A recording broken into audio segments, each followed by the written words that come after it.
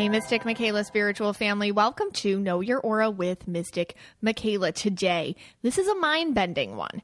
I'm going to share with you how predicting the future really works based on what I've learned from readings, what I have learned from doing readings. I don't know these things. They come to me through messages, and I'm just going to share with you what I've picked up over the years. But first, hey, Scotty.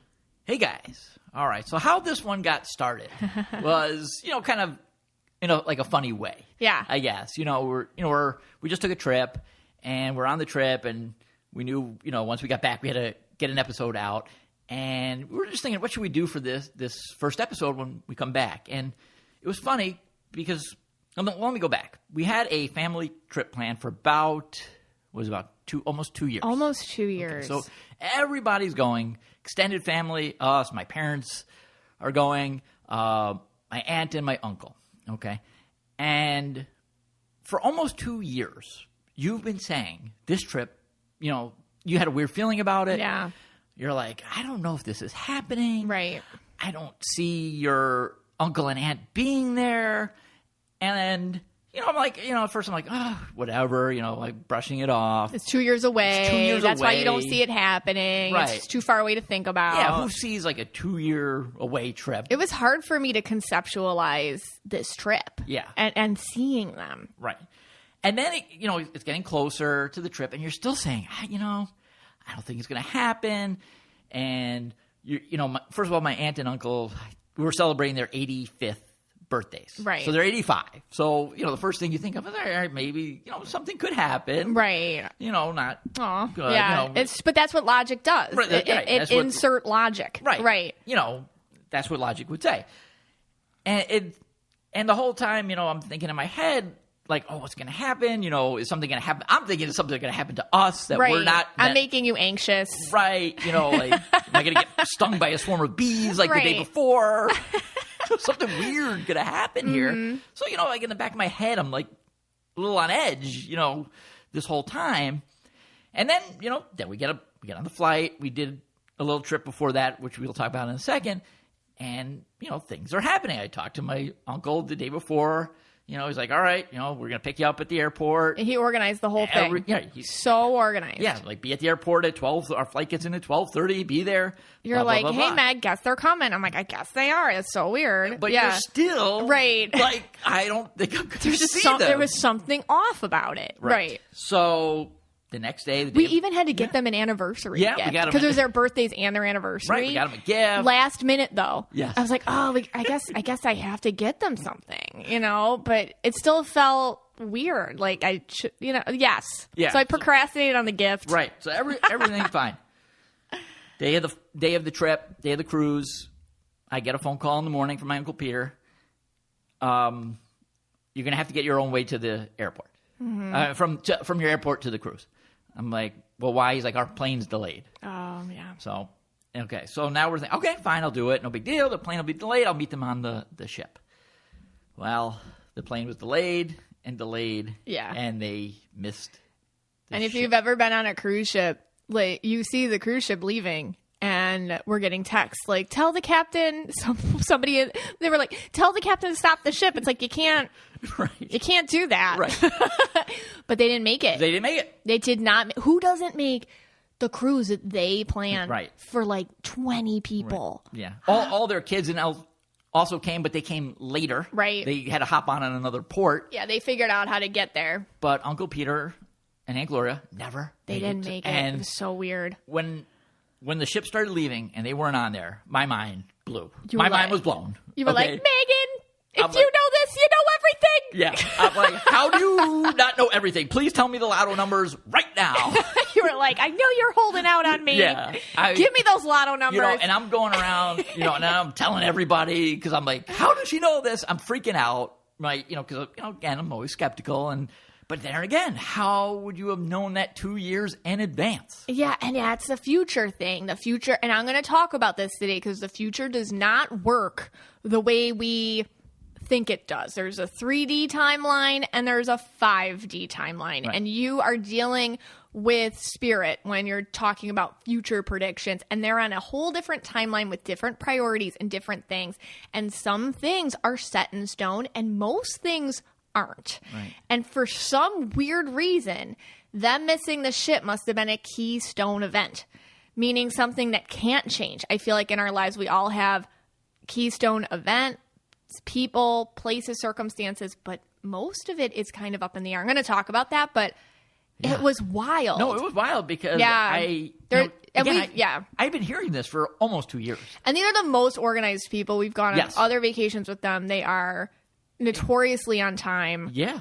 Punctual, on top of it, people. Oh, no, you're like, if you were late, I remember as a kid growing up with my uncle, if you were late for 2 minutes, 1 minute, he'd be like tapping his watch and being like, oh, you're late, you know, it was like 1 minute. It was like, right. So, crazy. Yeah. Just crazy. And thank God it wasn't for a different reason, which it could have been. Yeah, no, I'm very happy it wasn't anything horrific. Yeah. It was bad, but it wasn't what logic was giving us. Like, well, maybe we won't see them. You're right. Because logically, I'm like, oh, okay. We were like, oh, I hope that doesn't happen. That'd be awful. Yeah. So anyways, crazy. So crazy. we're like, let's do an episode about the future. Yeah. And then the other this is a little bit quirky one too.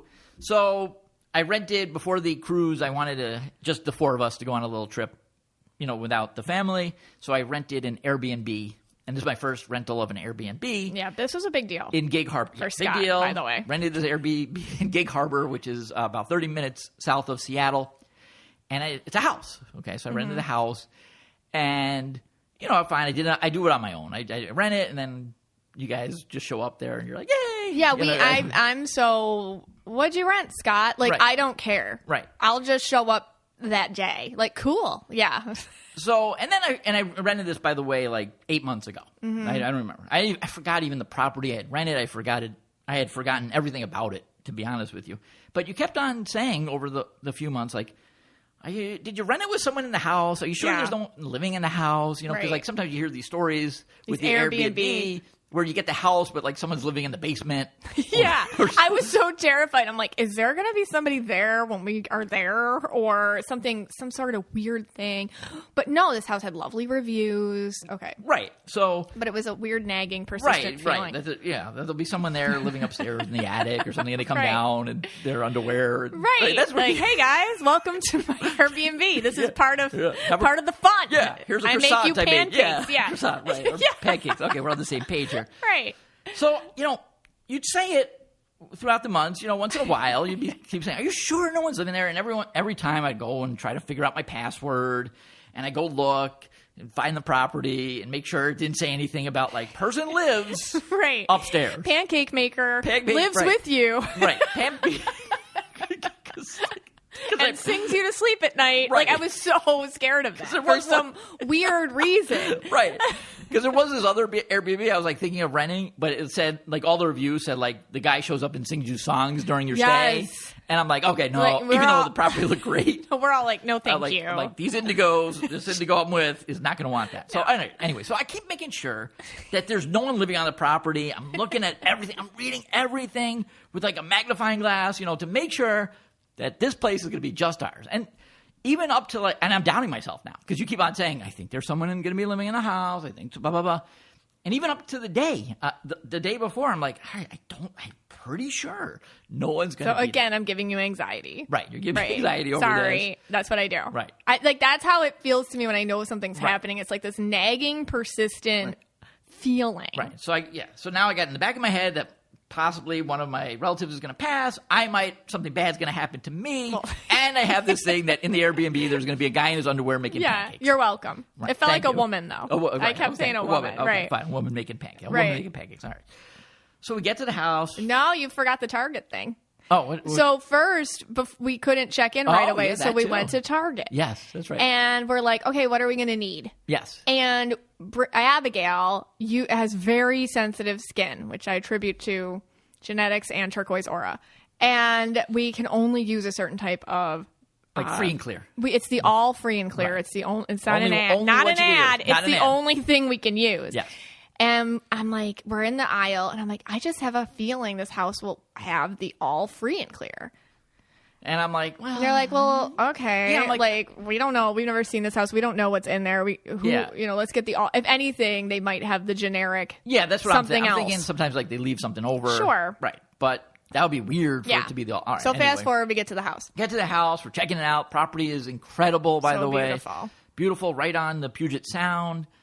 I go downstairs to the laundry room because I'm in charge of laundry on trips like this. And there it is. A bottle of the free all clear, free and clear. Just sitting there. And I'm like, Megan! Do the Megan voice. We just spent $8, wasted Megan! it. Well, you're not freaked out. You're like, can we return this $8? I'm like, it's here. Right. We didn't return it. It was a contribution we to the gave home. It to the home. But I walked in and I'm like, holy cow. Yeah. So the kids are upstairs. Right. I'm checking out this property. Beautiful. And then I see you. And you're sitting there. And it's lovely, by the way. Lovely house. I'm like, what? What's going on? I can tell something's up. And you're like hesitant to tell me, and you're like whispering. I don't want to freak the kids out. Right, you don't want to freak the kids out. I'm like, what's going on? What is there? Is this pancake person here? What's going on? So, what was it? No, I just felt a very strong woman's presence in the home. Like it was when you walked in, it was like a suffocating, positive, hospitable feeling of a deceased person who lives in the house still. Understand she's deceased. I'm like, it has to be this woman's mom or something who lived in the house. It has to be some maternal presence and it felt like a helpful person. Like she stays here and monitors the Airbnb guests, and she makes sure everything goes well for her family. Like that's her contribution on the other side. Also, the house is such a beautiful, calm. They advertise it as a healing home. Yes, they do. And it really is. It has that vibe of just restorative. And that you just have to take my word for it. It was flippin' 100% occupied by a deceased person. Yeah. So what do? I'm like, Scott, I'm telling you, I'm like, do we tell the lady? Do I do? So we didn't know what to do because we don't want to mess up our Airbnb reviews. And I would never put that. I actually posted this in my story, and people are like, don't write it in a review. I would never in a million years write that. No, I know. In someone's review. No, but people, I think, were nervous. Oh, I'm like, I would never do that because other people don't find that a positive thing. I would never be like, oh, what a great haunted house. I would never write that in an Airbnb review, just putting that out there. And so she wrote us a review. We wrote her a review, and then you DM'd her. Yeah, so... what do you do in these situations? But again, my mind is blown here because you've been telling me there's someone living in the home, and that was what it was. And she stayed with you the whole time, pretty much. You said it wasn't like just there for moments. Yeah, she was there, and I think you also said that like most people, she feels like they can't connect with her when you're there. It's hard because I'm not there anymore. But at the time when I was there, it was weird. I felt like she's like, oh my God, you noticed me? Yeah, like most she was finally noticed. Yeah, like, oh wow, like she just like cool like that. Now I noticed nothing. I didn't feel anything. I just felt the house was very homey, but I did not feel anything, and nothing weird happened there. So she must have been a nice presence. Totally and, positive. So I did reach out, after the reviews and everything to the owner of the home, just saying, it's weird because like if you don't believe in that stuff, like you feel like kind of like a fool or something. But I just told her like I know a lot of some people believe in this, some people don't. If you this is just what my wife felt. Don't feel if you don't want to respond, you don't have to. If this is something that you're not into, please just ignore this. I wrote it that way. I know not everyone. It's invasive. It's invasive, right?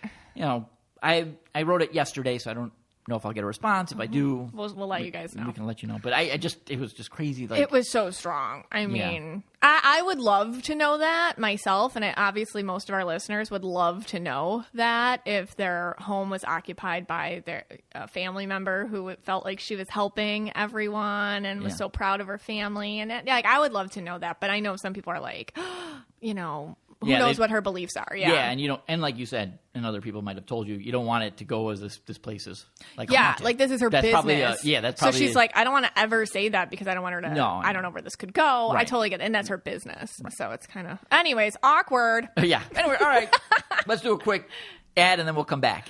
Well, this works out perfect. This ad because we used this product the entire time we were away. So on the way to our trip, we're on the plane, and if I see like single women and they have a bag, I'll sometimes just like take it, I'll grab it right out of their hand and put it on the overhead. I don't know what do you call that? The overhead storage. It started out so creepy, but then it got helpful.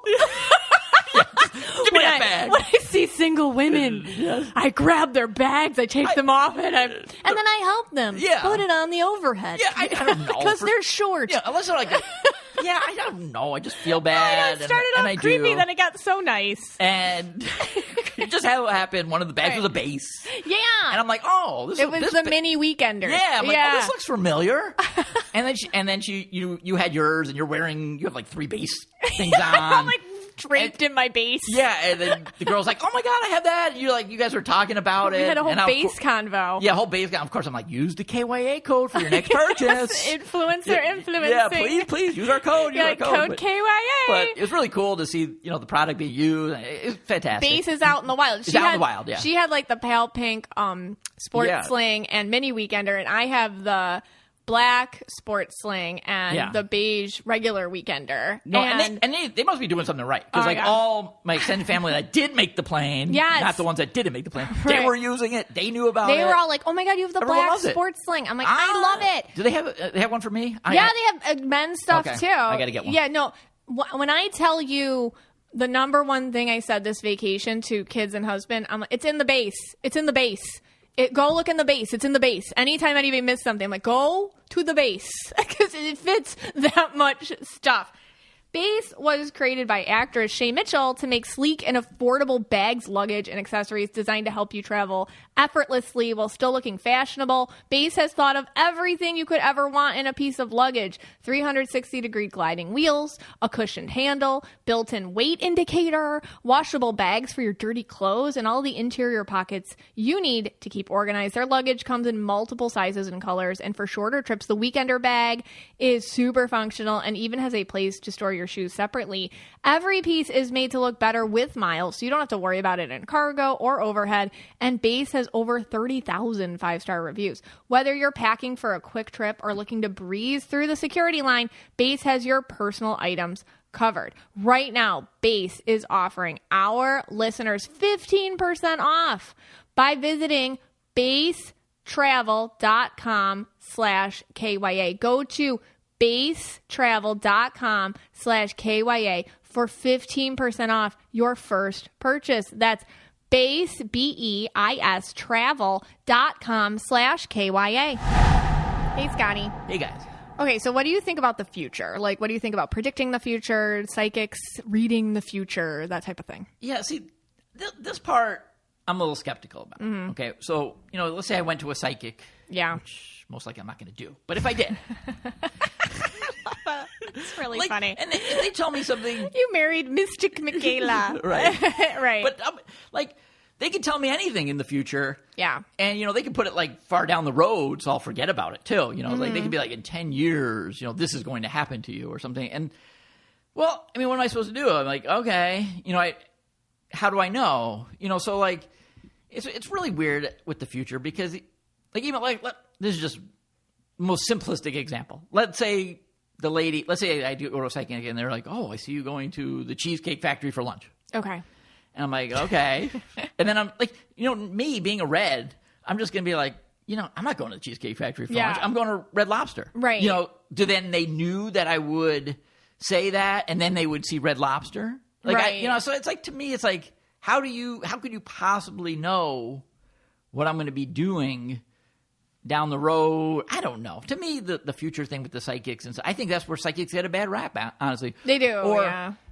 I see some of the posts on the Mystic Michaela Spiritual Family page or just wherever, and, a psychic will tell them something in the future that's not good. Yeah. And, now how, who knows if that psychic knows that or not? Yeah. Or why they would say, in the future, in 10 years, I see you getting this happening to you. Right. And now you're worried for 10, if you believe it, you're worried for the next 10 years that this thing is going to happen to you. Right. And then maybe it does happen because you've been worried about it and putting so much energy. You manifested it. Right. I do believe in that. I do believe in the manifestation thing. Mm-hmm. So for me, the future thing is, I don't believe in it so much. That someone could predict the future. But again, I did see you, 2 years knowing that Uncle Peter wasn't going to make the journey. So I don't know. What do you think? Yeah, am I off here? I was talking to my cousin actually the other day, and she knew she was going to lose her job. She just knew she was going to lose her job, and she's like, "I knew it was going to happen, but I couldn't do anything about it. So what was the point?" Right. And it's like, I don't think there is one. But did she know? But here's the thing: did she know it after a series of events were happening? Or did she know it like 5 years prior? Where just no, she felt the rumbles of it. Okay, so that's something different to me. Yeah, like you know, like we were saying logically, you saying Uncle, maybe this trip's not happening. Right. I could believe that because of their age. Right. But that wasn't even the case. Yeah. So I don't know. That's a little bit different. Yeah. So what you're talking about is free will. Yeah. Which I'm going to talk about. Okay. So this episode is such a mind-boggling, mind-bending episode. All right. I will say right here and right now, I don't even know how it 100% works. I'm just telling you what I've learned thus far and how it makes sense to me thus far, which is all I can do because I don't know everything. I'm just a person. So I can get stuff and try to give it to you in an organized way as much as I can and one of the things I would say the number one thing is free will. You cannot predict future because people have free will. Okay. And free will is extremely unpredictable. People make choices. Now, we have human behavior, so we make kind of, if I know, for example, you're a stubborn person, you're going to make stubborn choices. Right. Or if I know that you're kind of a follower, you're going to make follower choices. It's hard to change your human behavior, so you can predict people's trajectories. Yes, like based on what kind of person they are. Okay. Like you do that all the time. Yeah. Like I had my friend over the other day, and she was complaining about her boyfriend, and you were like, and she left, and you were like, she's never gonna leave him because she did this with the last one, and she didn't leave him either. He left her. So like that's a trajectory. Yeah, so you can tell. Someone's we all do this all the time. Like, well, you're the type of person, you're just going to keep doing that. Or you're the type of person, you're going to do that. Right. And that's how the future kind of works. Like, when I see somebody, I don't know you. So it's kind of interesting that I can see your trajectory without, like, knowing you. Okay. You know what I mean? But you do this for people in your own life all the time. You can read their trajectories just because you're familiar with their behavior. Yeah. So, exactly. So there is no such thing as the future because it literally can't happen. It hasn't happened. It never will happen because we're always in the same moment, which I'm going to go into. Right. And if you want different things to happen, you have to change your behavior, really. So, yeah. Yeah, because, yes, human behavior, you can predict off of human behavior. You can predict human behavior. That I agree with. Yeah, like you can predict history of what's going to happen based on what's happened in the past. But humans have free will. Right. So it's easier to predict, like, raccoon behavior because they're not going to change it up that much. Unless there's like an actual solid reason. Humans can change things up just for who we don't even know why. Right. Sometimes we make the choices we do. And that's where the future thing gets a little up in the air. Okay. So it's not a timeline like we think it is. But it's weird because we have to live on two timelines. There's a 3D timeline that we all have to live on. But when I read people and they ask me about upcoming events, I'm actually getting the information from a 5D timeline, which is completely different. It's not even a timeline. It's more like a ladder, if that makes sense. And I'm going to talk about that.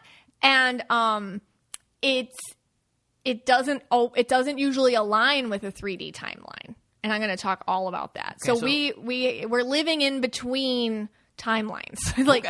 There is a 3D timeline, and it's important to enjoy it and understand it and kind of go by it because that's how we survive here and that's how we get the most out of things here. But there's also a 5D timeline where a lot of the stuff we think matters actually does not. And I'm gonna talk about that. This is a mind-bending kind of like take it in chunks episode. All right. Well, let's put a little levity here. Okay. Now, the lottery. I've been, ever since you've been doing the psychic thing. Yeah. I've been asking you for the lotto numbers. You're like, well, shortcut. Right. Did you just do the lotto? I don't play the lottery, so obviously I can't win. I think I've played it like 2 or 3 times the last couple of years, whatever. But, so you're saying basically the balls that pop out, I don't know, they still do it by balls that pop out of a machine? Yeah. Like, it's just not written, so it's not possible for you to get me those numbers? Yeah, Spirit doesn't care about that. You don't care about that? So I do. Of course you do, because that's a 3D mindset. Right. So winning $1 billion. I'm going to actually talk about this. That sure does change your life. Of course it changes your life. Oh my gosh, because it's so, I swear this makes sense. If you won the Powerball, yes, your whole life changes. Correct. 100%. Right. Does your mindset change? Yeah, it's probably to an extent. But over on the 5D timeline, are you learning what you came here to learn? Are you doing what you came here to do? Is your life purpose expanding? That's the stuff they measure time by. So basically what you're saying is, I have not won the Powerball because I'm here to co-host KYA. And if I win the Powerball, most likely I'm going to take a lot of breaks from taping KYA. I'm still going to do it, but maybe I'm going to do it like once every couple months. Right. And, instead of every week. It would get in the way of, at some level, you've 5D chosen your purpose. Okay. And that would interfere with it. Okay. So basically, we say killing it in the 5D versus killing it in the 3D. That's something you and I say with each other. We talked about on that. Yeah. Like some people are killing it in the 3D. Like they got the timeline figured out. They won the Powerball. They got the house on the hill, all that. And they're doing great. Some people are killing it in the 5D where they're learning their lessons and they find joy in the moment. If you can do both at the same time, cool beans, but like, if you're not doing both at the same time, that's okay too. Sometimes you're moving along the 5D path at a more rapid rate than you are on the 3D path, and that's okay. And that's also the one that Spirit is concerned with, not so much the 3D path. Wow. If you can do both, cool. Okay. Well, Phoebe's not going to let me do both. So. That's a Spirit guy. She's not going to let me do either. Fight with. Well, because she knows that the second you won the Powerball, you're like, Megan. Yeah. I'm living in my yacht. I'm going to Alaska. I'm living the high life, Megan. And I'm like, Scott, we got to tape a podcast episode. You're like, eh. Yeah. Phoebe knows. We kind of made, I was out there we were out in Alaska. We'll get into it a little bit later, but in the wilderness and all that. And me and Phoebe, You connected? We connected. You held hands? We held hands. You communicated? She threw a rock at me, but... You communed with her? We communed. All right, let's do a quick ad from Osea. Then we come back. You're going to do this mind-bending speech. I recently went away for 12 days, and I could not have done this and kept my skincare game at the level it needs to be without my Osea's Best Sellers Body Care Set. I mean, here's the deal. We all want that summer glow. And Osea is offering a rare opportunity to try their bestsellers body care set at a reduced price. Let me tell you what's in there. First off, it's their TikTok famous Undaria LJ body oil. Oh my gosh. That stuff makes you glow. And Undaria LJ body butter, which is next level. You got to try it to understand how good it is. Plus their ultra rich anti-aging body balm and the Salts of the Earth body scrub, which is so flippin' decadent. Every time I use it, I feel like I've been at a spa. This isn't even like an ad. This is just how I talk about Osea on the daily. If you know me, so this is a very easy ad to do. And with convenient TSA-friendly sizes packed in a beautiful, reusable, vegan leather bag, it was so easy for me to take all these things on my summer travels. The body care set will make your body look and feel silkier, softer, glowier. Osea products, for me, I can't live without them, so I have to take them with me. And just the little kind of travel size goodies they give you in the bestseller body care set, it's a great place to start. The set has a value of over $78, but right now you can get it for only $52 at OseaMalibu.com. That's an incredible 33% savings. And especially if you're not familiar with one of the products, you can just try this the smaller size. And let me tell you, you'll be hooked like I am. And as a special treat for our listeners, you'll get an additional 10% off when you use our code. Osea's products are backed by impressive clinical studies, so you can trust that they work. Everything Osea makes is clean, vegan, cruelty-free, and climate neutral certified, so you never have to choose between your values and your best skin. This summer, get glowing, healthy skin with clean vegan skincare and body care from Osea. And don't miss this rare opportunity to try Osea's bestsellers body care set for 33% off and 10% off your first order site-wide with code KYA at OseaMalibu.com. You'll get free samples with every order and free shipping on orders over $60. Head to Osea, O-S-E-A, Malibu.com and use code KYA for 10% off. Today we are talking about the future and how to predict it. Can you predict it? What is it all about? Well, here's the thing. I think nobody really talks about this in the psychic world or the spiritual world. I've never heard about it. I've never heard it spoken about in this way. A lot of times I notice that we put our own 3D logic, our own human being logic, to how things work psychically. And that's always where things get confusing or we mess things up or it starts feeling like a distance between our own spirituality and it just feels illogical. And then we start to kind of lose it or we lose faith in it. But that's the thing. We can't think about the future in a 3D way. And I'm going to talk about that today. And I'm going to talk about how I personally have learned about the future and how it actually works through my readings. I've done so many readings and honestly, I've learned so much from Spirit. Spirit is my teacher, as in most things. So I'm just going to tell you from my perspective and how I feel it works based on all the readings that I've done. And the more I sit back and observe how messages come, I've just seen these patterns play out over and over again in people's lives, including my own life. And I'm going to share some key information about that because the more you understand it, the more we understand how spirit actually works, the more you can align yourself to it and just get more out of this thing we call life. So I'm going to be organized, I'll attempt. I'm going to talk about what the future really is, how it moves, what affects it, and how to predict it. That's how I'm going to break it down today. So let's start with what is the future. Like I said, we cannot look at the future with a 3D mindset. What's a 3D mindset? So our society is built on a very 3D logic. You go to school, you get good grades, you go to good college, you get good job, you get promoted, you keep, capitalism. I want this, then I want this. I want this house. I want this bigger house. I want this car. I want this car. I want this spouse. I want this title.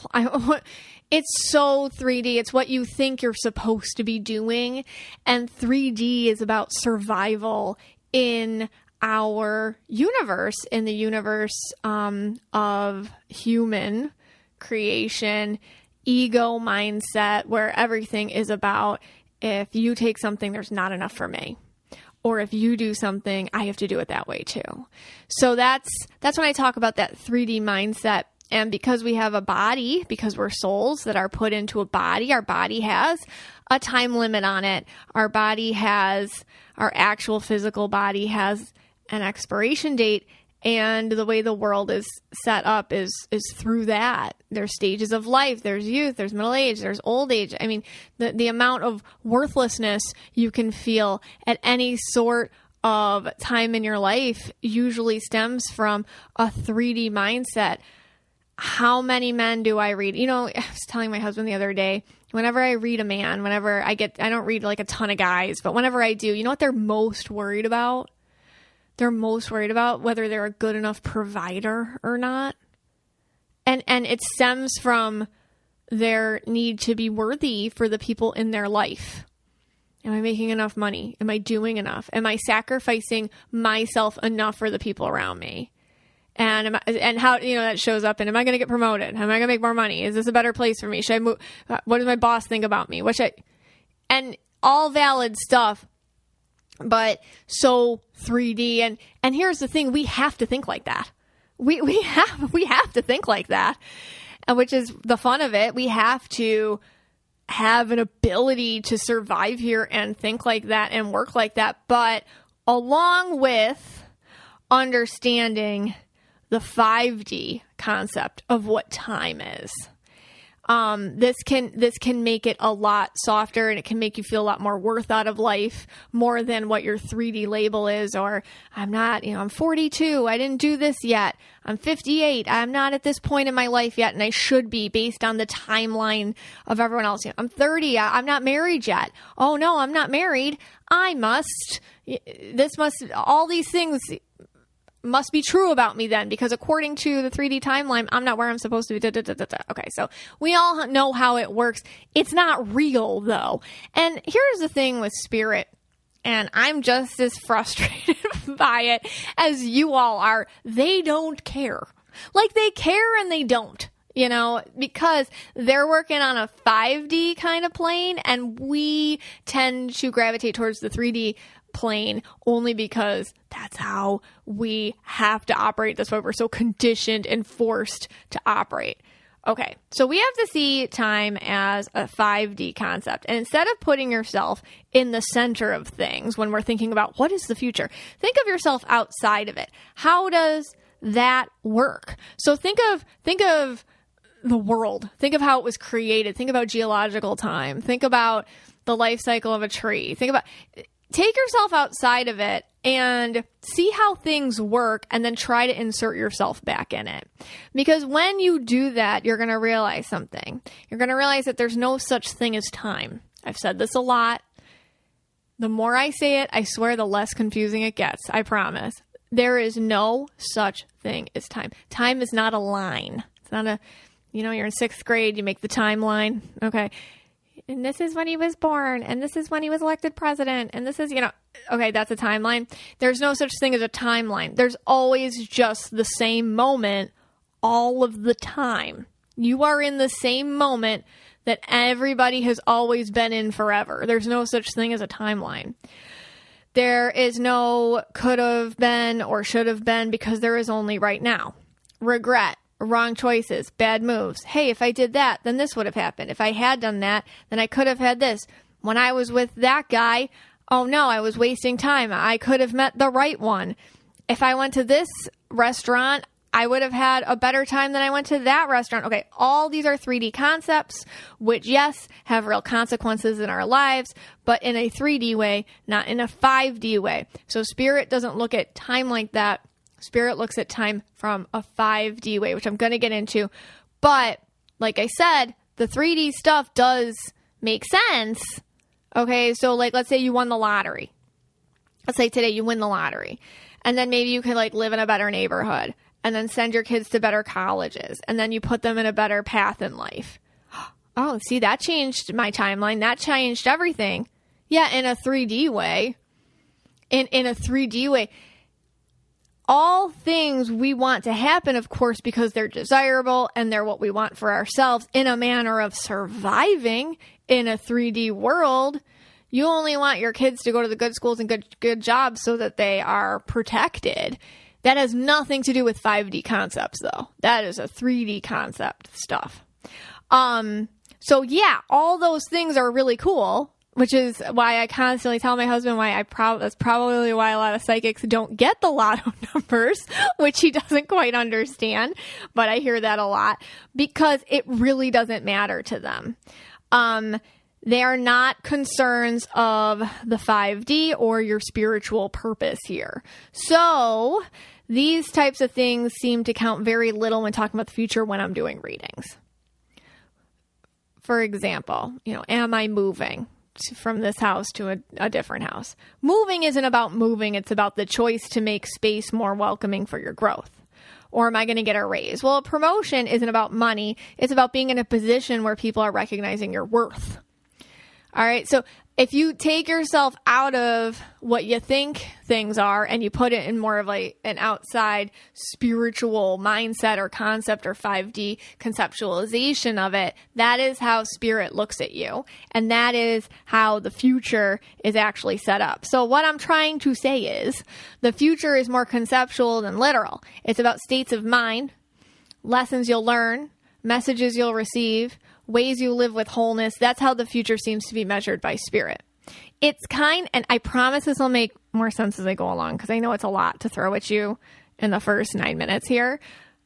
Just hang with me. So it's kind of like developmental stages in children. So I was a teacher. So I kind of go back to that. But I was I'm a mom too.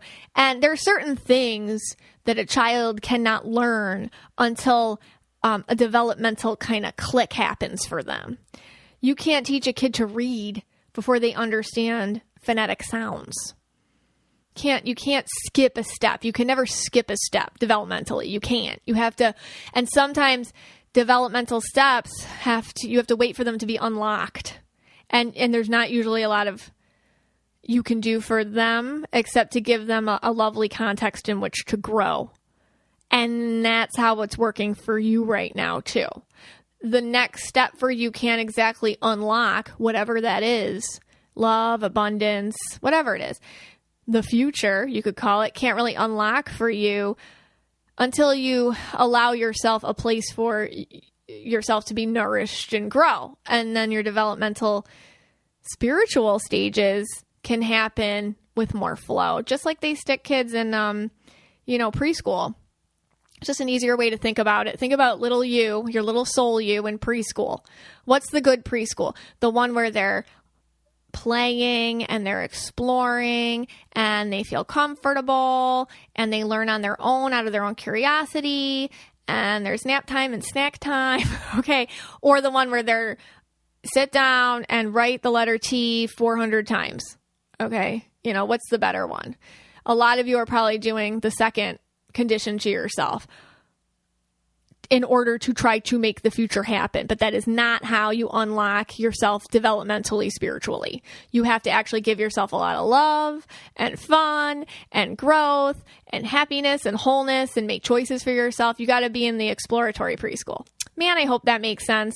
But that's where you got to put yourself. If you want your future to reveal itself to you, you have to put yourself in a really loving and comfortable and happy context, and it will just click and unlock.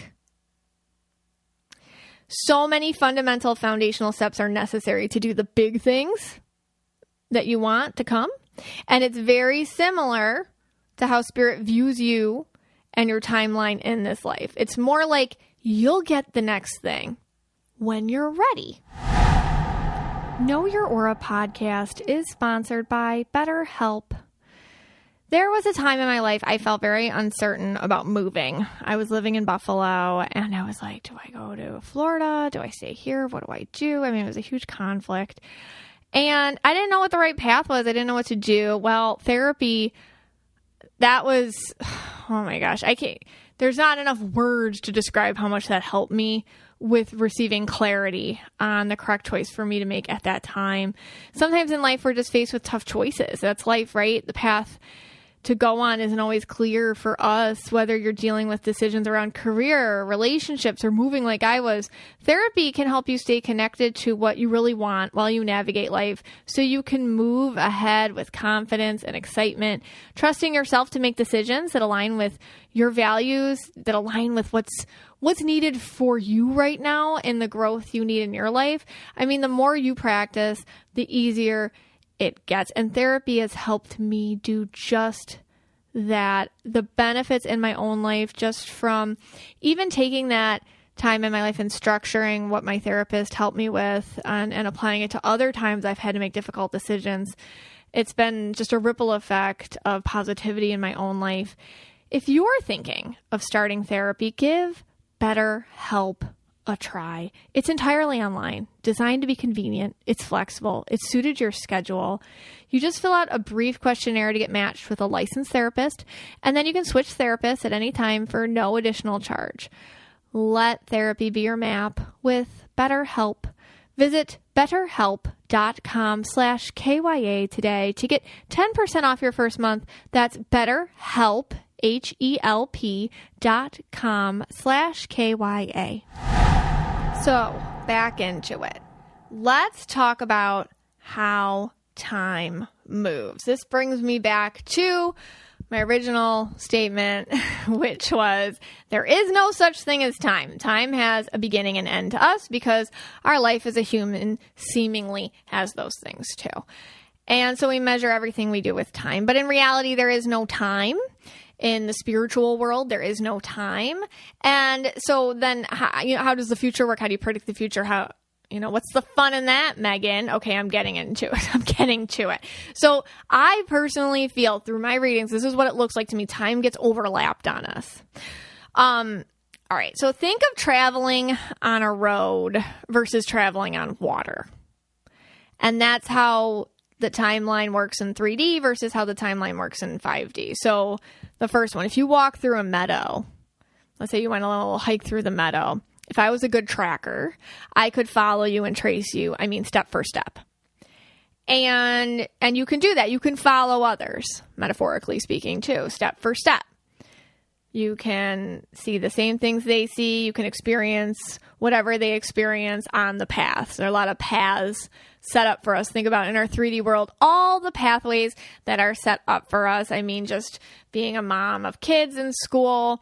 I got one going into high school. Oh, here's this path for these types of classes. Here's this path for these types. What kind of diploma is she going to get? Here's the path. This is our lives. This has always been our life. You walk into corporate America. Here's your path for promotion. Here's your path for moving up. Here's your path for anything. So many paths. That's how that works in the 3D world. And that's how we think things work too. And that's how our minds are kind of structured. But now think about traveling on water. If you were to travel upon a body of water, I couldn't track you. I could go in the same direction as you, but there's no exact path to follow. It disappeared as soon as you went over it. That's how spirit works. That's how spirit time works. That's how the future works for spirit. It's like traveling on water. Your path is untraceable, just like water. You can stop. And if you stop for a little bit after you've been going on water, paddling on water for a little bit, you can't really see the exact path you took to get there. And you can't see the exact path you need to go. It's made by you in every single moment. Every time you move that paddle, you are making your path in that moment. And that is how the future actually works, according to what I see when I am doing readings. And it fascinates me. And it scares me. Because what I'm trying to say is any path that any of us are on, honestly, it's like traveling on water. You can go in a similar direction, but you're on your own path. We are all on our own path, and we're all making our own direction as we go. This is how I see the future actually working when I am doing my readings. You are creating life in your present moment. The tiniest things you do, what you say to yourself, how you speak about yourself to others, how you take care of yourself, who you spend your time with, what you put into your environment. They are all creating your path in this very moment. Those are your paddle strokes in this moment. So then, is time predetermined? Is the future set? That's where it gets confusing. I feel like it is and it is not.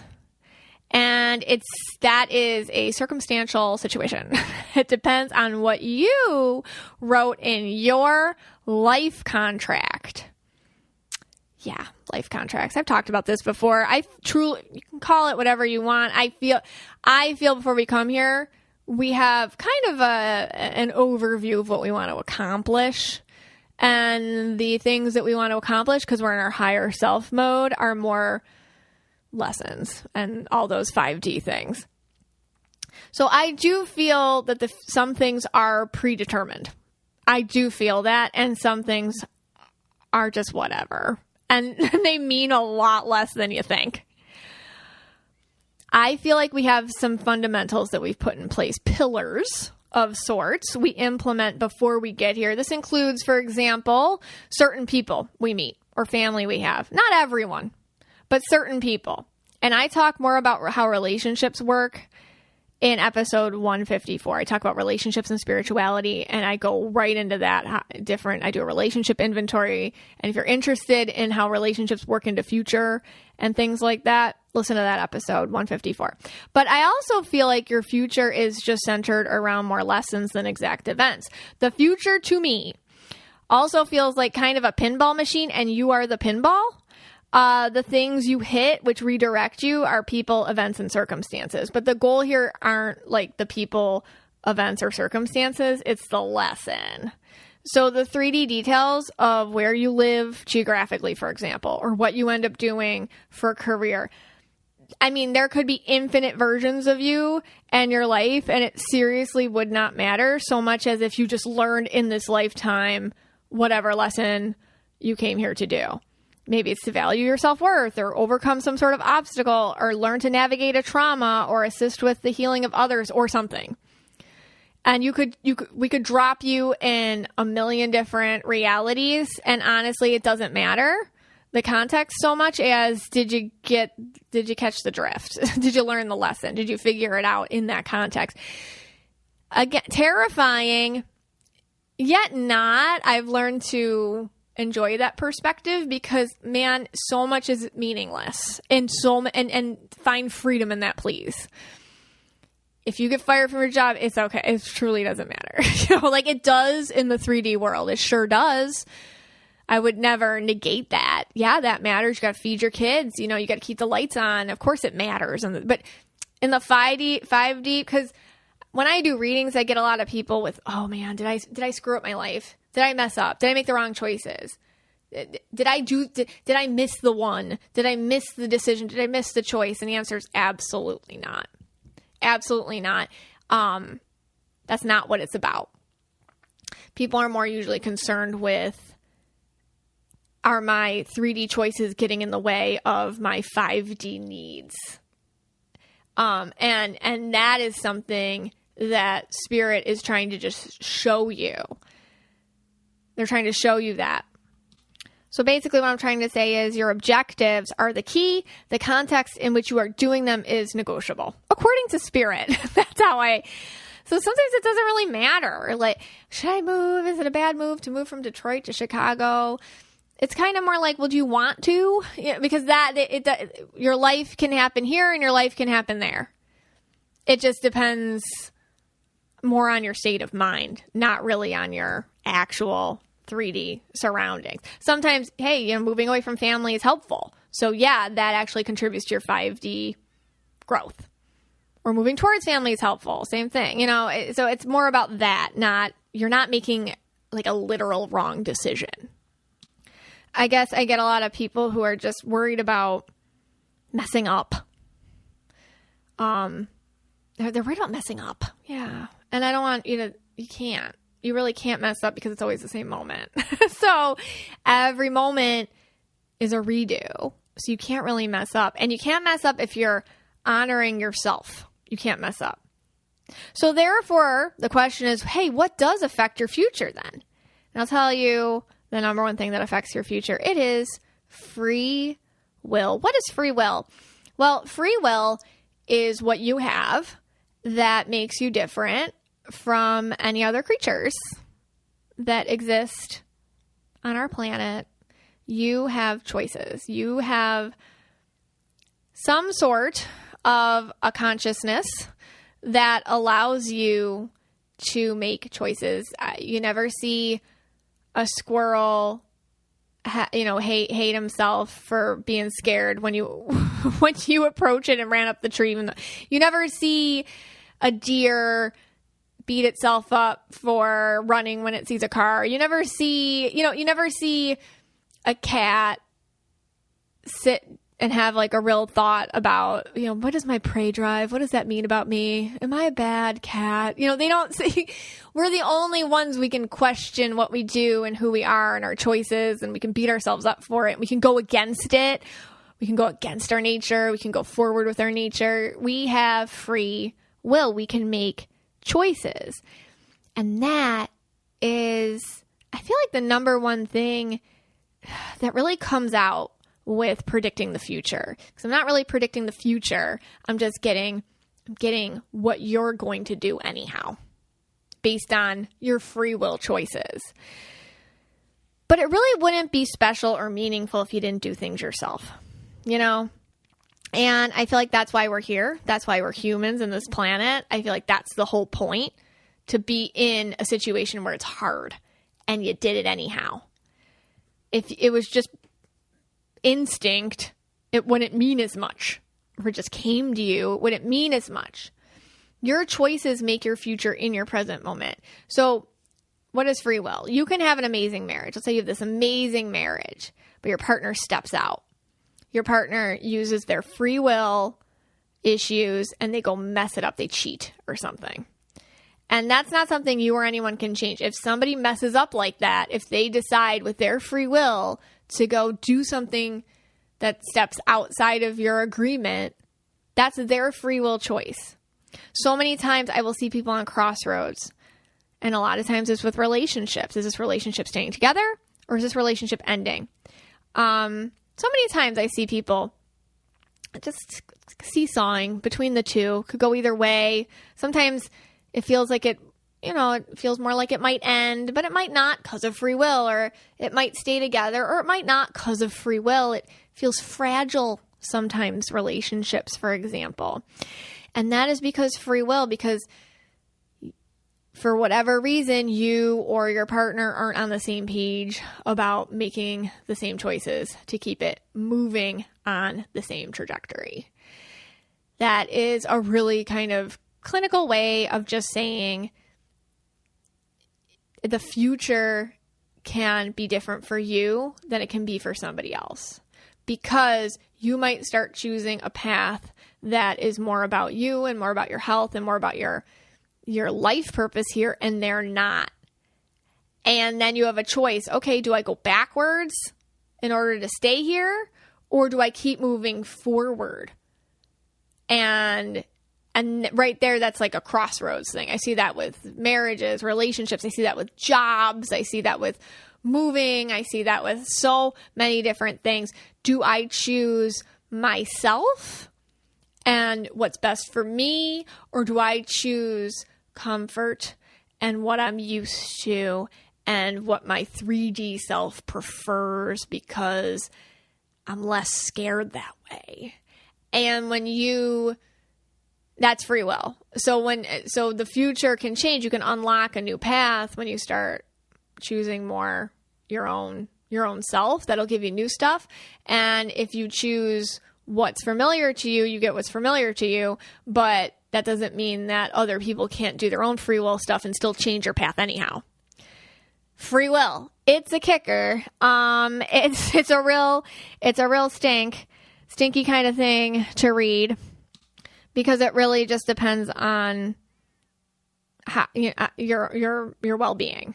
And other people can mess it up if they're in a lower vibe than you are. Other people can mess it up for you, and that's not cool. And that's where people oftentimes get hurt. And they can be like, hey, I don't get it because we love each other. I don't get it because this is what we made a promise to each other. I don't get it. Well, yeah, but it's free will. People make choices, and choices change things. So that is where the future isn't always predetermined. People can choose to stay in something, or they can choose to leave something. It's not always predetermined. You just get what I call trajectories, and that is how Spirit shows me the future. Okay, so when you start making decisions and doing things in a more conscious way, it moves you along that 3D timeline. All right, which, like I said, isn't really a timeline, but it moves you along. It unlocks new stuff for you. It unlocks that developmental spiritual stuff. Things start clicking, things start coming. It puts you on a leveled up vibration where things can come your way, which are different. There really isn't a timeline. It's more of a present moment thing where a life is opened up to you in an elevated way. It expands. It's more of a lift up, not a move forward. And in trajectories, that is how the future works. It's basically behavior. It's human behavior. If you keep doing A and B, then C will happen. To me, in a reading, if you feel like you are just going to keep doing A and B, C will continue to happen, whatever that is, and again, Spirit doesn't label these things as negative or positive. It's just like what you do. It's what you do. And it's not wrong or right. It's just what you're doing, because it's always the same moment. But if you start doing like LMNOP, okay, instead of ABC, who knows? Who knows what's going to happen now? When you start making different choices, you just changed your future. That is how you change your future. It can look something so silly as I'd start taking a new route to work. I started talking to more people on my lunch break. I started wearing pink. I never wear pink, and I decided to start wearing pink. I started to say thank you when I got a compliment. I started going out on Saturdays with my girlfriend, and I always used to stay home. I mean, that's serious. That's like an unlocking of things. You just change your trajectory. Change your trajectory, change your human behavior, change your future. Sound logical? Because it is. 5D spiritual stuff can be logical. It's just a different type of logic. And if we start thinking about it logical in that way, you can, it's not like this mystical thing. You don't have to, these things can make you feel better doing, I put a crystal under my bed and then and I wrote this down. It's, all those things help you focus. But at the end of the day, you got to do it. When you do it, you get it. And that is truly how the future works. And that's how spirit shows me. But they'll show me. And the thing that makes it a psychic reading is I'm like, hey, you feel like the type of person where you're just going to keep doing A, B, and C. So, or you feel like a purple bomb's coming on. That's your XYZ, okay? Or something like that. So you can kind of feel to me like, ooh, it feels like the weather, like, oh, the weather's changing. Weather's changing with your forecast. I don't know. I don't think this is staying for you this way. Or, hey, this feels good. I mean, sometimes it can feel so simple as if you're in a job. It's like, oh man, they like you there. You feel comfortable there. Nobody's getting rid of you, unless something crazy happens, like this trajectory feels solid right now. You usually can feel that. Another way spirit shows me the future is through visualization. A couple things. These are more kind of literal things, and you can do them too. I talk about a lot of this. I talk about these next 3 things in my book, The Psychic Workbook. First thing is psychic calendar. You can, it's just what I do. I flip through a calendar in my brain. So if it's like, okay, when are you going to move? Or, when am I going to meet this guy? I'll open up my psychic calendar, like in my third eye, and I just kind of flip. Sometimes it lands on a season. Sometimes it lands on a month. I don't know where it's going to end up because it's my psychic calendar. Like, it's not really controlled by me, but I ask it to open. That is something you can work on. You can also do little scenarios in your head. You can visualize something happening or not. So you can ask yourself, for example, let's say you have a trip in the future. Do I see myself going on that trip? Do I see myself putting in to take time off of work? Do I see myself purchasing the boots I need for the hike? Do I try to take yourself out of it and visualize kind of weird, mundane scenarios and ask yourself if you're doing that instead of, am I going on the trip? Am I going to, move? All right, am I going to be visiting a DMV for a new driver's license? So am I going to have to figure out how to find a new gym because I'm not going to be close to my old one anymore. So tiny little scenarios like that can unlock kind of a visualization of the future. It can show you not something that's written in stone because, again, it can change because there is no such thing as future. It's just kind of your trajectory and where you're headed based on the choices you make today. But that's what it can do. It can be like give you a glimpse of your trajectory based on the choices you're making today. Does that make sense? Man, I hope so. When I do readings, it's really interesting. A lot of times I'll hear back from you in about 2 to 3 years. I feel like spirit has a 2 to 3 year kind of timeline with stuff. The next job or kid or meeting somebody or things like that. I feel like they 2 to 3 years in our time seems like what's coming up for you in spirit time. So it can feel like a long time away sometimes, but it's going to come. Okay. I guess the number one thing which can get in the way of reading your own future is you just don't want to hear it. And it's just really easier reading other people because of that. I talk about this again in my book, The Psychic Workbook, how to predict long and short-term future with this little trick. And again, it's really not future, it's people's trajectories. when you think about other people, not yourself. So if you're trying to predict if you're staying at a job or leaving, ask yourself if you see yourself still eating lunch with your coworker that you always eat lunch with or something. So try to visualize it. And then try to ask yourself, do I feel like that's happening or not? See it from their perspective too. Like if you want to move and you don't know if you're renewing your lease or not, visualize from your landlord's point of view. Do they have to find a new tenant? Are they stressed this spring, or are they not stressed because I renewed my lease? So try to think about it from other people's perspective and talk to yourself a little bit or ask yourself these questions. You'll be surprised what that does with unlocking your own visualization techniques that based on your own trajectory and other people's trajectories too. Here's the thing. If you take nothing else from this, please take this. You make the news. I don't make the news. Other people don't make the news for you. You make the news. You are the person who's creating your future. Terrifying? Yes. Liberating? Also, yes. It is both. Two things can be true. You make the news. I mean, it's terrifying and freeing all at the same time. You are holding your life right now in your hand, and the move is always yours. The future comes when you're making choices in a mindful way, which honor your growth, your mindset, your peace, your vitality. Spirit unlocks opportunities when you're doing that for yourself. And take that visualization, like I said at the beginning, of little soul you in preschool, in the happy, exploratory, playful preschool where you can grow and have curiosity and fun and you're engrossed. Do things like that in your life right now that have nothing to do, seemingly, with what you think needs to happen. Start focusing on just making yourself feel comfortable and feel safe and happy and curious again and excited. Those developmental clicks, that spiritual timeline that will open up for you. It will manifest in ways that will blow your mind simply because you put yourself in a context where your vibe can allow it in. It is no secret that I absolutely love my television shows.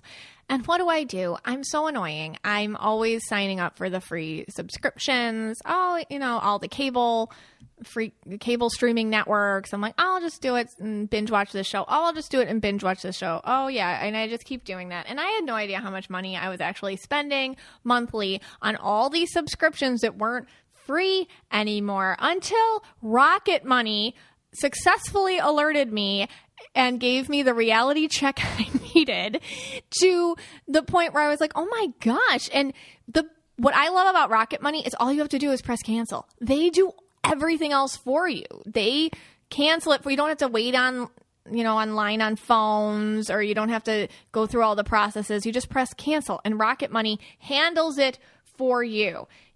Try it free for 30 days. It's just enough time to try it and then completely forget about it. In fact, over 80% of people have subscriptions they forgot about, just like me. You could be wasting money and not even realizing it. Rocket Money helps you find those forgotten subscriptions so you can stop paying for the ones you don't use. Rocket Money is a personal finance app that finds and cancels your unwanted subscriptions. It also monitors your spending and helps you lower your bills all in one place. Rocket Money will quickly and easily find your subscriptions for you.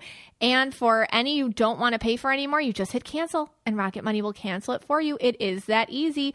Rocket Money also helps you manage all your finances in one place and automatically categorize your expenses so you can easily track your budget in real time and also get alerted if anything looks off. Over 3 million people have used Rocket Money, saving the average person up to $720 a year. Stop throwing your money away, cancel unwanted subscriptions, and manage your expenses the easy way by going to rocketmoney.com/KYA. That's rocketmoney.com/KYA. rocketmoney.com/KYA. Hey, Scotty. Hey, guys. Okay, so I feel like that was a lot, and it was very complicated. We could even make this an ongoing discussion. This could be a part one. We could keep going into it. I want to hear your thoughts over on the Mystic Michaela Spiritual Family. I want to hear about how you envision the future, how it's changed for you, how you felt it shift, how you think it works, how it's worked for you in your own life. What do you think? Yeah, and you know what? I'm just going to switch gears here. All right, switch gears. And I learned something on this recent trip we took. Yes. I finally learned something, and I know some people were rooting for me. A lot of people were rooting for me. They told me in my DMs, there was like 3 of them, and they were rooting for me to get some green. Yeah, in my green aura. aura. You know, I always make this joke. I want a little green, and again, I don't want it in my aura. I just want to borrow it so I can do some tech stuff and all this. But I finally realized I had this moment, and I'll tell it in a second, where I realized I will never have green in my aura. I am always going to be red, blue, and there's no green ever coming in. Okay. And I finally realized You've come to terms with it. I've come to terms with it. It happened on the Tatoosh Islands, which we'll get to. Okay. So just to start off, you know, and I don't know if we can call this an overtime. I don't know what. It's not anything bad in it. Scott's trying to say you don't have to be here anymore. Yeah, like, you know, this is just like personal. Exactly. It's our personal story. If you could care less about why Scott has no green in his aura, then just go. It's fine. You know, I understand. He's excused you from class. Yeah, but you know, I'm going to put some aura color. You can listen to the mind bending thing again. Because I'm just going to be talking about this red thing. But anyway, all right. So, anyway, I booked this excursion. We went on an Alaskan cruise, and I booked this excursion. Yeah. And you were in charge of all excursions. Yes. Red aura. Indigo, I took a back seat. Yes. Not the best idea. Right. And I knew, like, if you've listened to the podcast, you know the kids hate canoes, kayaks, and all things, water sports like that, and you know I love them. They're traumatized by it. Yeah. So even like when I booked the Airbnb, I booked it because it had 6 kayaks, you know, that you can take out. And I knew, okay, so Abby and Bree are probably not going to go.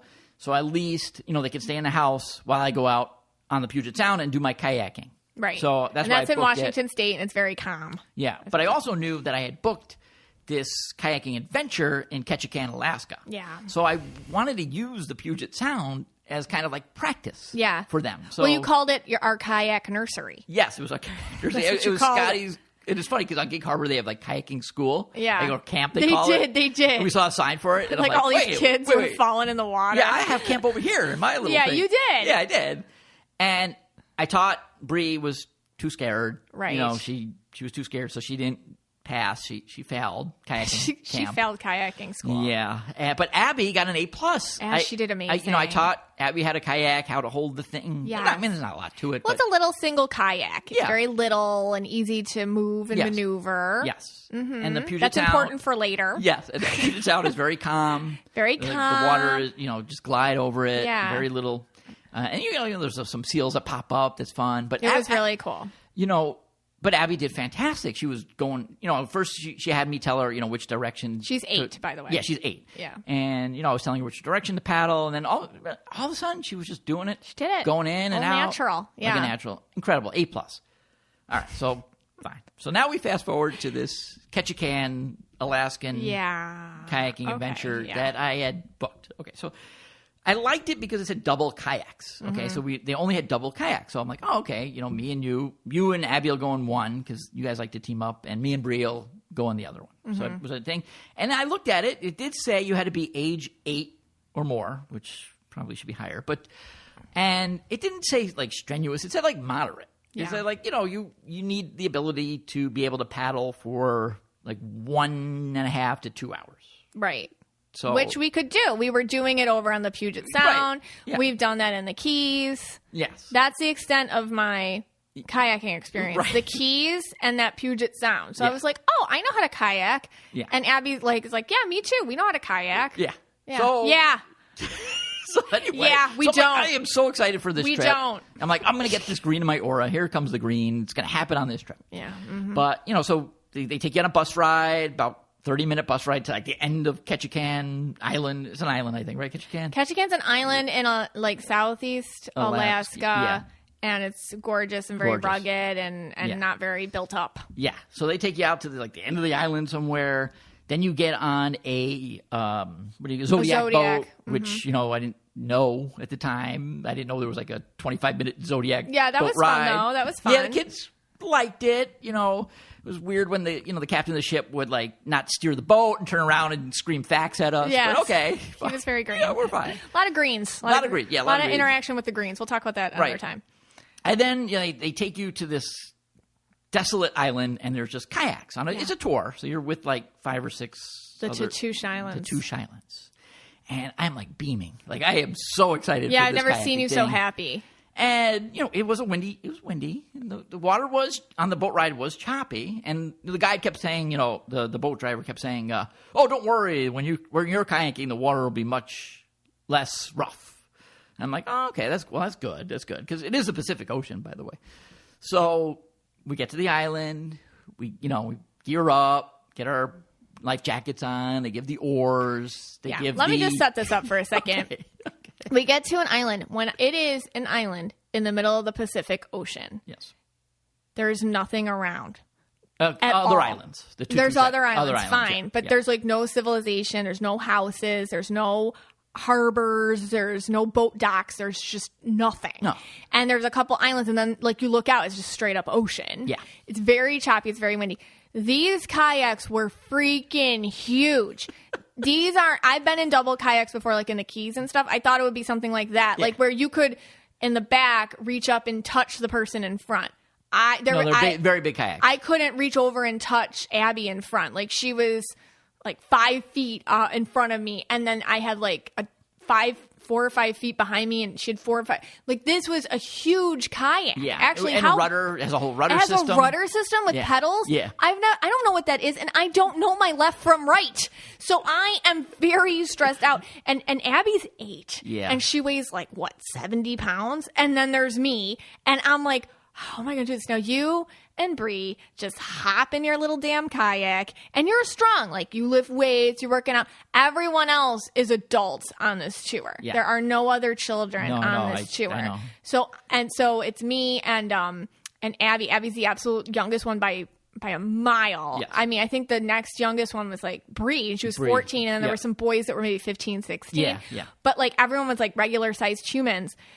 And I got my partner, and they said, oh, up front is all your steering power, and in back is all your muscle. And I don't got a lot of muscle, and I don't got a lot of steer up there. And also, I'm sitting in like the boat. Anyways, it was bad. All right, but continue. Okay, so we're out in the ocean. So, we leave that little cove, which is fine. Leave immediately. Yeah. I get caught up in the current, and I go out to ocean.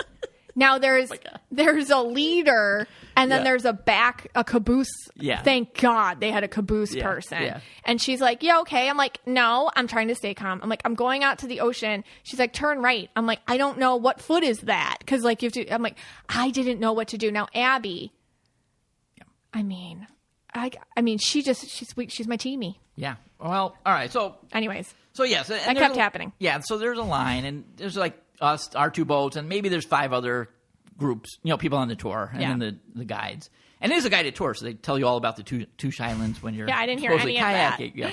So you're obviously in last, and with Abby, which is understandable because she shouldn't have been out there. But anyway, so I'm gonna hang out. So me and Brea, I'm like, all right, we're just gonna stay behind them. So we did stay behind you because I wanted to make sure you didn't go out to the open ocean, and I would have taken my kayak and saved you if I had to. So wow. Thanks. You're welcome. Thanks, Superman kayaker. No, it's true. Every time I look back at you guys were taking cell phone shots of us struggling. Well, the thing was, yes, I knew that because the currents were so bad, and anytime I took a lot of pictures, and anytime you stopped to take pictures, like your boat would go in 10 different directions, and it was really hard to do. Yeah. So I knew like you guys weren't going to be able to get any pictures of me on my kayak, which I wanted. I actually took a selfie of myself. I've never taken a selfie of myself before. I couldn't let go of the oar. But anyway, as I know you guys were struggling, but me and Bree's Red Aura too. And Bree's, which is really weird, because on the Puget Sound, she was crying, and she failed. She got an F on these calm, placid waters. But on the Tatoosh Islands kayak journey, she gets an A+. Yeah. And she was having the greatest time. Both of you were. Both of us. And we're in the back anyway, and we're just doing our thing. And I don't like tour. I realized first thing, and this happens on any tour, I go my own direction. Like I try to lose the tour every time. We were on a glacier, and I lost the tour, and I love it when I lose the tour, but whatever. And we're out there, and it's really choppy. We're on the Pacific Ocean. There's mountains everywhere, and I'm just like, man, I just like feel like the reddest of red and the blue, because I'm worried about you guys. I'm have my eyes on you guys to make sure that you guys don't go out in the ocean. Yeah. But I'm not interested in any of what plant is here or why these wall the whatever the walls of the mountains are this rock sediment or whatever. You got the nonsense. You're saying like the green nature facts aren't the thing that drive you. It's kind of just like more the vibe. Yeah, it was like just me and being out there, open ocean, alone, with Bree, and paddling through these waves to see if we could do it. And it was over on our boat. Yeah. It was water coming in the boat. Abby's drenched, I'm drenched. My arms are burning. I didn't think I could do it. Like, I thought at some point...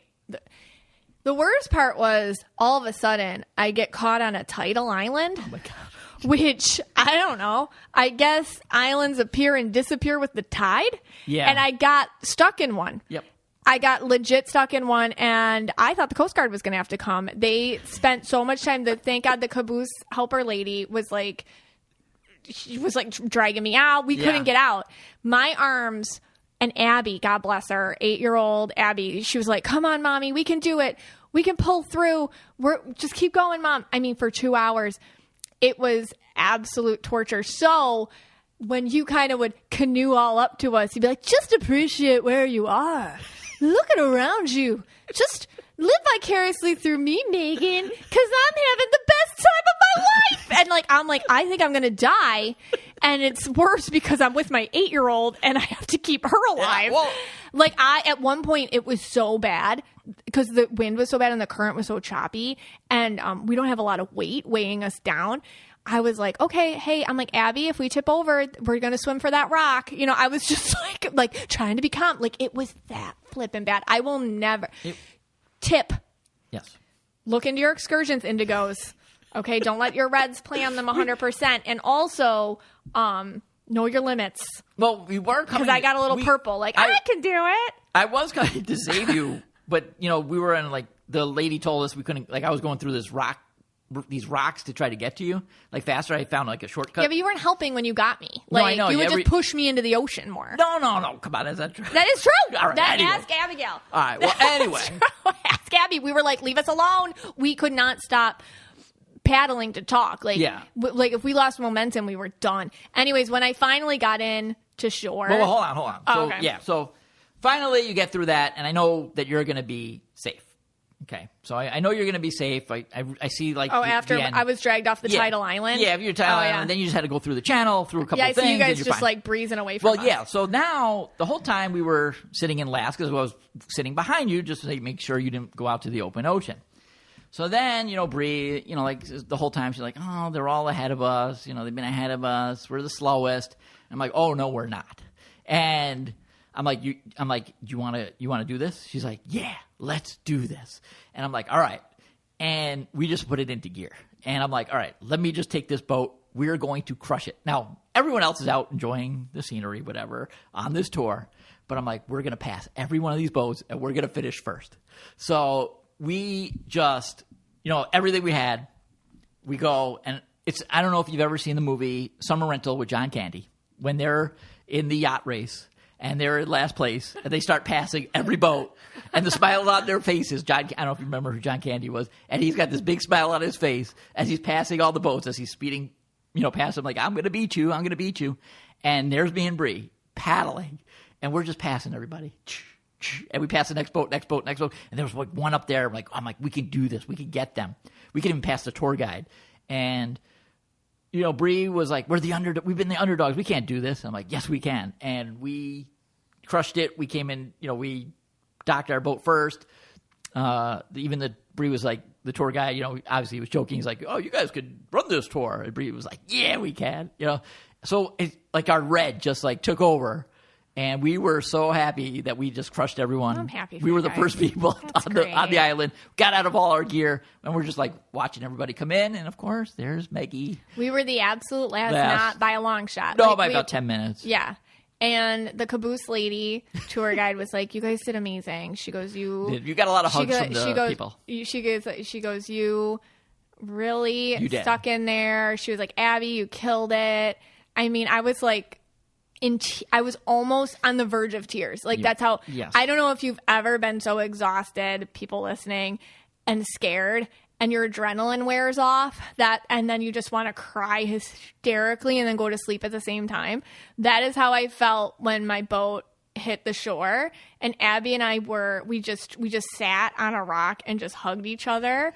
And a woman came up to me and she just picked me up. I don't know her. And she just gave me this hug. She's like, "You are an incredible mother that you somehow did that. How did you do that? I am amazed by you." And I was like, "Thank you," because she like saw me. Yeah. And then you two are just like, "Hey, it was great, wasn't it? This is amazing." And then Abby and I had this, and I'll be honest, this is 100% me being honest. We had a hatred in our hearts for you two because you were so freaking happy, and we were so opposite of that. We were like, okay, I'm always in a good mood. I'm always positive. I love excursions. I can hike. I'll climb. I know my limits now. I cannot kayak on the Pacific Ocean. Okay. That crap is for real. Like, I can't, like, that was for real. Yeah. Well, if you were in my boat, you could have. No, if I had a strong partner and I'm in the front, you're not counting on me for a whole lot. Yeah, but like, I hit my physical limit. Like that crap was like, that was for real. No, it was weird. We both had two totally different experiences, but yes, we did. Yeah, and but I was so proud. Like when I saw Abby come back to the shore, that she had 8 years old, paddled the Pacific Ocean. Abby blew my mind. A winner. I mean, it was actually scary. And just to bring the auras into it, I mean, she's turquoise purple, and she can absorb. I can see her. She can absorb in any situation. And she absorbed 100% into that. Yeah. Like, she was like, "We're getting this done." She was like, she's like 100% there for you, like that. Yeah. But anyways, all right. It was an experience. Of course, looking back, I would never do that again. It was beautiful. In hindsight, I should have just stayed on the beach and been like, we'll just be here when you come back. Yeah. All right. Well, that's what I should have done. Somewhere paddling in the Pacific Ocean around the Tutush Islands, I realized that I am a red to the core. We should talk about that more another time, because that's a big distinction. Yeah. I feel like when you go to these nature kind of places, you see the difference between the reds and the greens. Yeah. Most people on the tour are the greens, and they're up there and they love it with the tour guide, and they're looking at it, and we're just trying to figure out what kind of moss is that? How did the eagles nest? Yeah. Why is the rock shaped in that manner? Which way is northeast? Like that kind of thing. Yeah. All right. Well. All right, guys. Well, thank you so much for spending some time with us today. This podcast is for you and about you, and we love you all so much.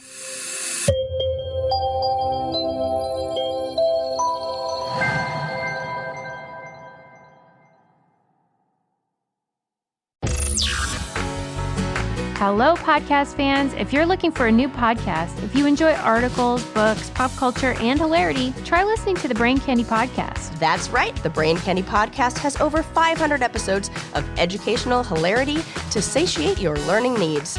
Just search for the Brain Candy Podcast on your podcast app or click the link in the show notes.